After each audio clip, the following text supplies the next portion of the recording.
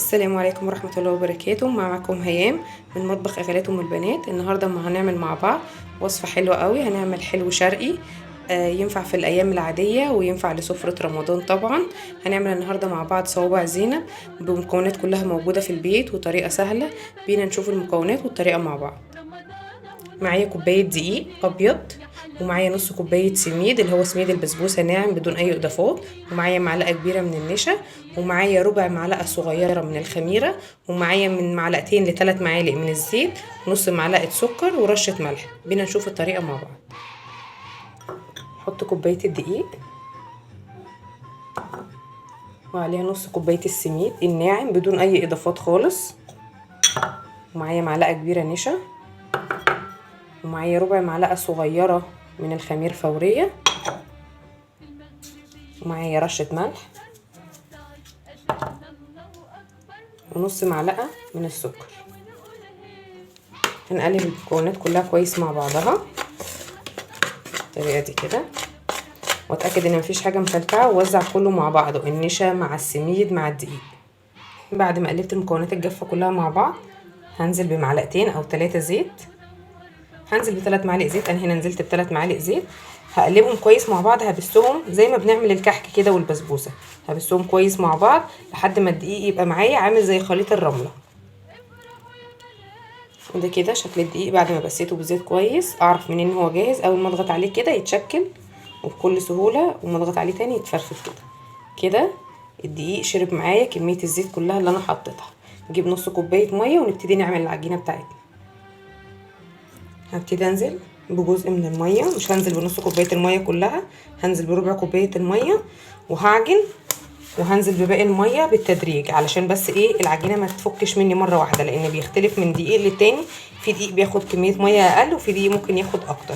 تمام، هقلبها ونرجع نكمل مع بعض. انا هنا حطيت الميه كلها، وده شكل العجينه بتاعتي. انا العجينه بتاعتي اخدت نص كوبايه ميه الا معلقه. ده بيبقى شكل العجينه بتاعتنا. تمام، ما بتبقاش طريه زي باقي المعجنات، هي بتبقى ماسكه نفسها كده، وتحس ان هي خشنه شويه مش مقفله على بعضها. هو ده القوام بتاع العجينه، ما تقلقيش منها خالص. وهنعمل منها احلى صوابع زينب.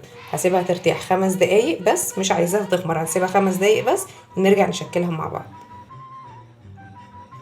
وده العجينه بعد ما سبتها ترتاح 5 دقايق، وضروري نبقى مغطينها بكيس تلاجة او بغطا او اي حاجه، بس عشان ايه العجينه ما تعملش مننا قشره على الوش وتغلبنا بعد كده.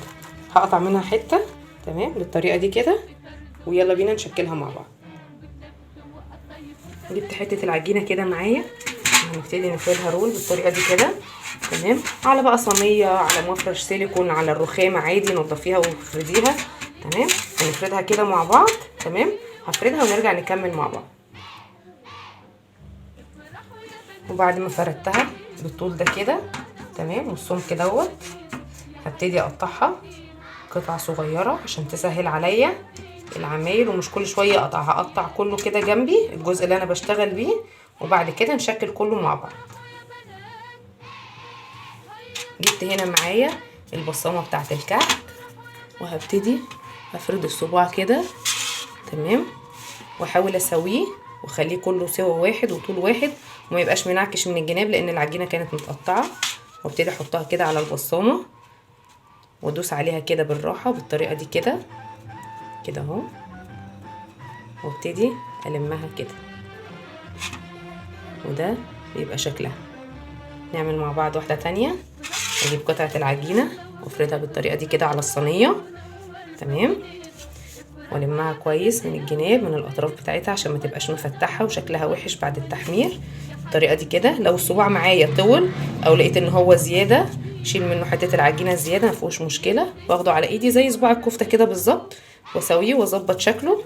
ونجيب البصمه بتاعتنا ونحطه كده، ونبتدي نفرده طول وعرض شويه، بس ما نخلوش عريض قوي. وابتدي ايه اسحبه بالراحه كده والمه، هلاقيه بيطلع معايا بكل سهوله.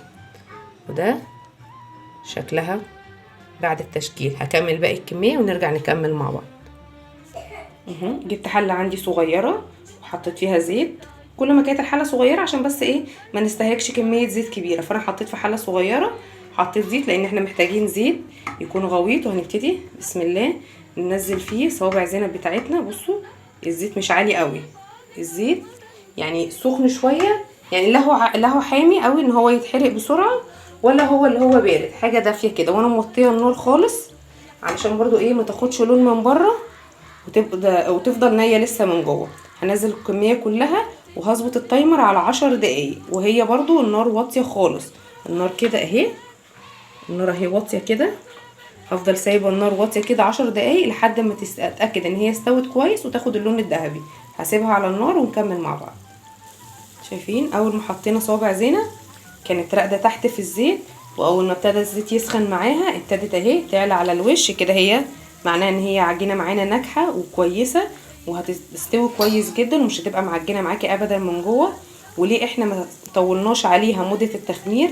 علشان هي هتخمر في الزيت. انا مش عايزاها تخمر بره وارجع اشكلها وترجع تخمر في الزيت فتنفش معانا وما تبقاش معانا زي اللي بنجيبها من بره. لا، احنا بس بنسيبها 5 دقايق لحد ما نحضر باقي حاجتها ونرجع نشكلها على طول. ما تسيبهاش تخمر، دي نصيحه مني ليكي، ما تسيبهاش تخمر، لازم تبقى شكل صوابع زينب اللي معانا في الزيت. خلاص ال10 دقايق بتوعها خلصوا. انا بس رفعت النار حاجه بسيطه قوي علشان تاخد لون معايا. هي اهي كلها عايمه على الوش، ده دليل على انها عجينه ناجحه وانها كمان استوت كويس جدا، لان 10 دقايق هيسووها كويس جدا جدا من جوه. ما تخرجوهاش قبل 10 دقايق علشان ما تبقاش من جوه عجين وما تبقاش استوت كويس. خليها دقيقتين كمان تاخد بس اللون الذهبي بتاعها ونبتدي ننزلها في الشربات. انا هنا كنت عامله الشربات قبليها بساعتين كده، حاطه كوبايتين سكر عليهم كوبايه ميه ورفعتهم على النار. واول ما الميه ابتدت تغلي عصرت عليه نص ليمونه صغيره وسبتها على نار هاديه يغلي 10 دقايق وطفيت عليه وسبته يهدى خالص. وبعد كده دخلته التلاجة برد براحته ونبتدي ننزل فيه صوابع زينب بتاعتنا. عايزين نخلي بالنا كمان ان الزيت في المرات اللي بعد كده، اول مره بنبقى متحكمين في درجه الحراره، تاني مره وتالت مره وعلى حسب الحطات اللي بنحطها بيكون الزيت سخن بنفس الطريقه اللي انتوا شايفينها دي.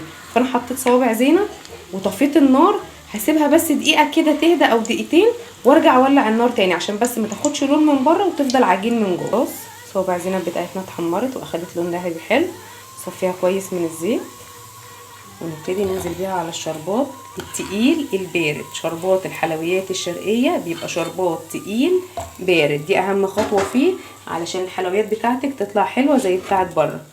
قلبها كده عشان بس هي لسه سخنة وهسيبها فيه 10 دقايق. ودي كده الكمية اللي كنا حاطينها في الشربات خلاص عدى عليها 10 دقايق تمام. وفي كمية في الزيت خلاص قربت تطلع، فانا هطلع الكمية دي كده ومحضرة معايا هنا مصفى وتحتها صينيه وهبتدي اصفي صوابع زينب بتاعتي بالطريقه دي كده تمام، عشان تنزل اي شربات زياده فيها وما تيجي تاكليها يبقى بس فيها الشربات بتاعها اللي هي واخداه المظبوط، ما يبقاش فيها شربات زياده عن اللزوم.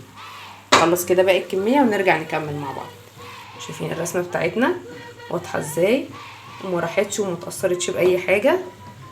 هبتدي اخلي كده صوابع زينب مرصوصه كده، مش الحته اللي فيها تجويف دي هخليها لتحت عشان ما تبقاش معبيه شربات جواها. هبتدي اصفيها كده بالظبط على المصفى بتاعتنا واسيبها كده براحتها لحد ما تنزل الشربات الزياده فيها. وده كده الشكل النهائي لصوابع زينب بتاعتنا. دي الكميه اللي طلعت كلها من كوبايه دقيق ونص سميد تمام. تطلع معاكم حلوه قوي ومقرمشه وطعمها يجنن. بينا نفتح واحده مع بعض ونشوف قلبها عامل ازاي. بصوا قفلتها اهي زي ما هي والرسمه بتاعتها اهي مظبوطه مقرمشه ومش معجنه من جوه، شاربه الشربات بتاعها كله مظبوط جدا اهو.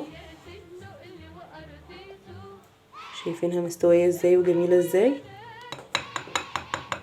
وادي صوت القرمشه بتاعتها، حتى اللي فتحت في الزيت مني من الظهر هنشوفها برضو مع بعض اهي برضو اهي مستويه كويس وما فيهاش اي عجين من جوه خالص ومقرمشه وزي الفل.